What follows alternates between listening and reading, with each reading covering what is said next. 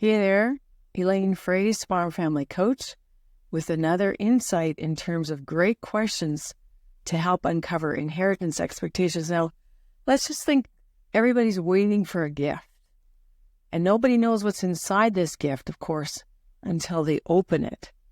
But what I'm going to encourage you to do today is to think about where is it written that it's your job as the founders, the grandparents, or the benefactors to make all of your children economically equal. And in agriculture, this is a huge issue, of course, now because the price of land continues to rise.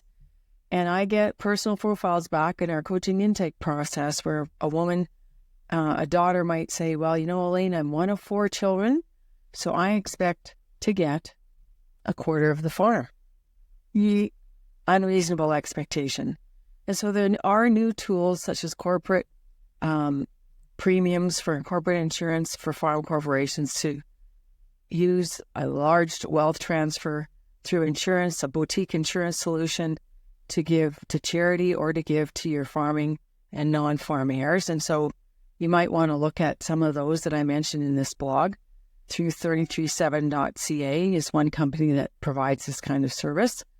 But I also want you to think about the gifts that you've already given, things like university education, a vehicle, a down payment for a house.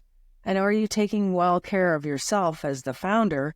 And are you going to have enough income stream until you pass? And you don't know when that's going to be, which is why I recommend that all farm families use a financial planner to get a really good hardcore look at what their income stream is going to be.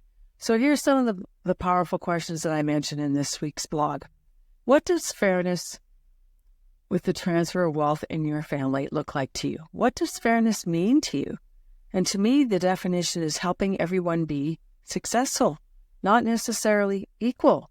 And you won't even hear me use that term anymore because it just doesn't work in the decade of agriculture that we're now in. Another question is, what do you need to be successful? Okay, that builds on my definition.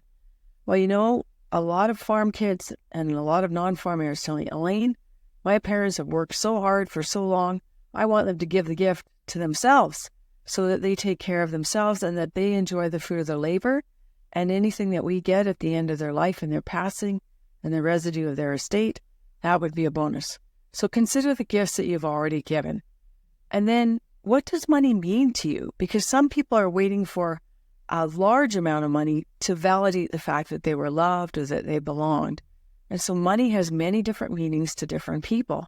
And at the stage I'm in right now, it means freedom and security, but also the ability to give back because I have enough, I have more than enough. But some people are at a very high debt load mode and they need help to pay off debt. So where are you at in your money journey and what does money mean to you?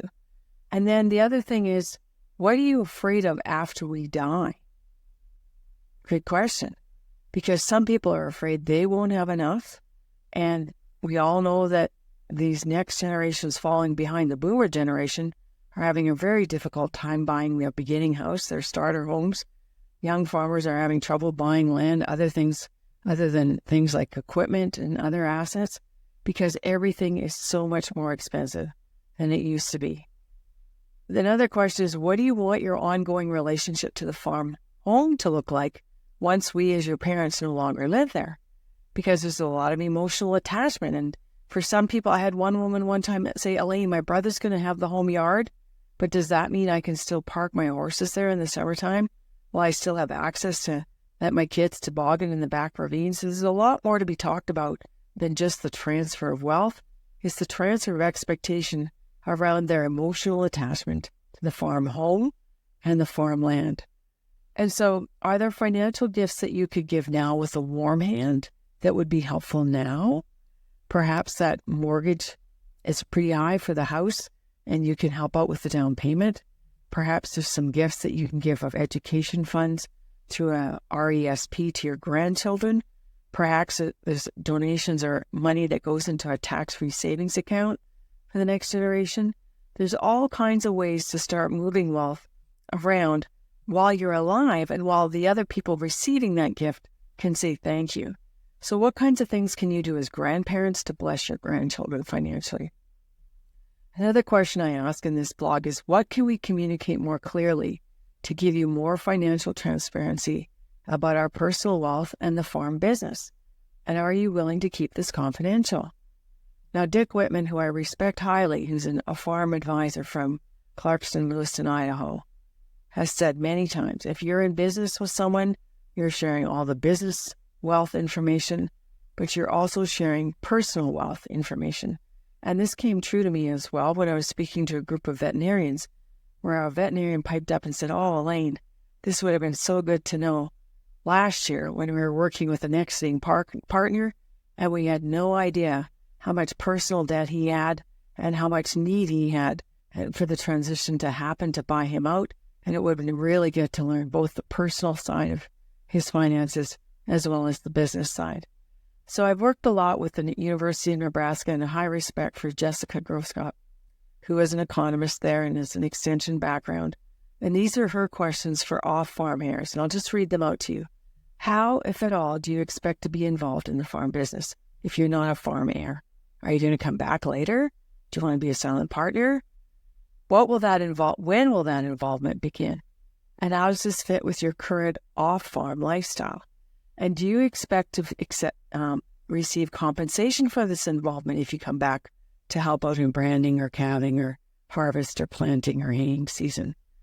Does this look, you want some type of reimbursement like cash, house, utilities, beef, salary, insurance, retirement plans, grain, calves, shares of an entity, or a percent of land ownership?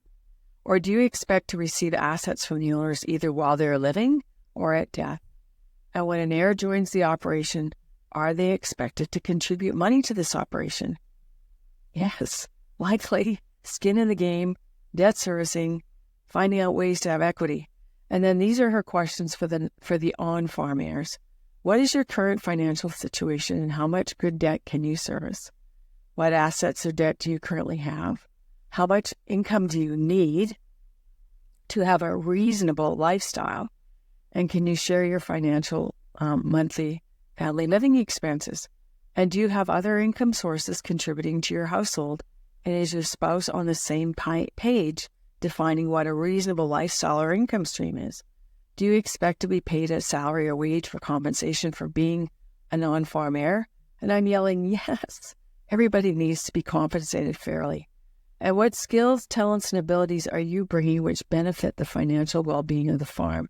And what roles and responsibilities are you taking on to generate revenue? Because in the old days, we used to say there needed to be another gross income of another additional $500,000 if someone else is coming back to the farm, another family. And now people are saying it might be north of $850,000.